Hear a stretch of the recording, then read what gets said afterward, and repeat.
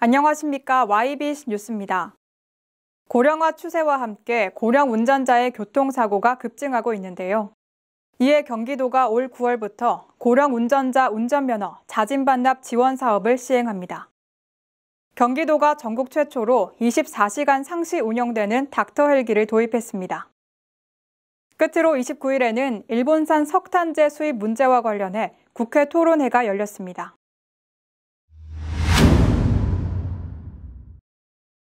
경기도는 올 하반기부터 운전면허를 자진 반납한 도내 만 65살 이상 고령 운전자에게 10만 원 상당의 지역화폐를 지급합니다. 도는 29일 북부청사에서 도의회, 경찰, 도로교통공단 등 8개 기관과 이 같은 내용을 골자로 한 고령 운전자 운전면허 자진 반납 업무 협약을 체결했습니다. 노인들에 의한 교통사고가 좀 덜 나도록 하는 이런 정책을 오늘 관계기관과 함께 MOU를 추진하게 되고 이게 홍보도 널리 돼서 도는 올해 10,000명을 시작으로 2022년까지 총 4만 7천 명의 면허 반납을 유도할 계획이며 이를 통해 고령 운전자로 인한 교통사고를 줄일 방침입니다. 현재 도내 고령 운전면허 소지자는 67만 명이며 전체 교통사망사고 중 고령 운전자로 인한 사망사고 비율은 16.5%에 달합니다. 경기도가 응급환자 이송 등을 위해 24시간 운영하는 닥터 헬기를 전국 최초로 도입했습니다.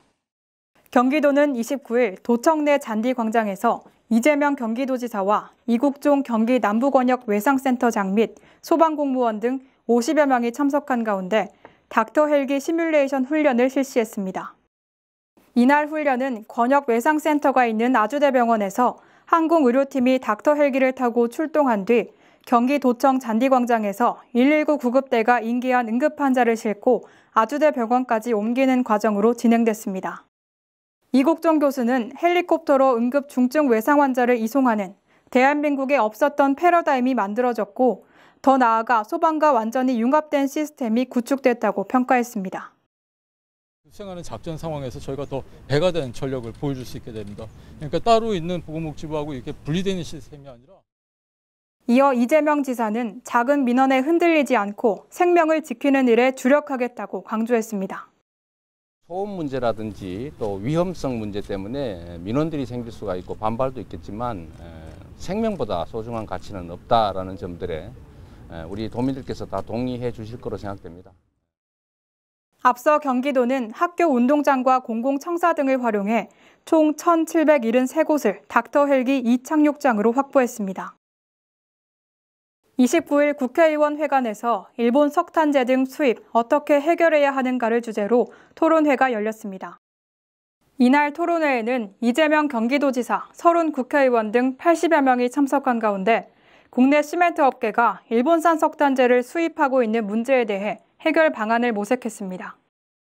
이재명 경기도지사는 국내에도 많은 석탄재를 일본에서 수입해 그 쓰레기로 주택을 지어 국민들을 그 안에 살게 하는 현실이 안타깝다며 이익을 위해 일본 폐기물을 수입하는 것에 대해 철저한 규제가 필요하다고 강조했습니다.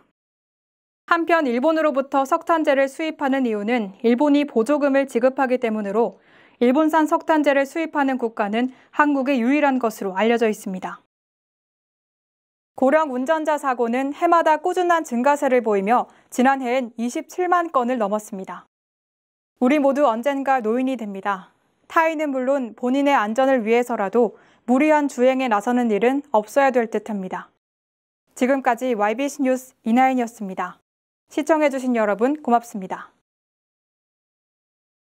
지금 평택의 새로운 시대가 열립니다. 문화로 하나 되며 평화로 하나 되며 대한민국에서 가장 빠르게 도약하는 도시 평택. 혁신적인 일자리와 자연 속 휴식이 공존하는 도시. 행복한 도시. 건강한 도시. 평택이 희망찬 미래를 열어갑니다.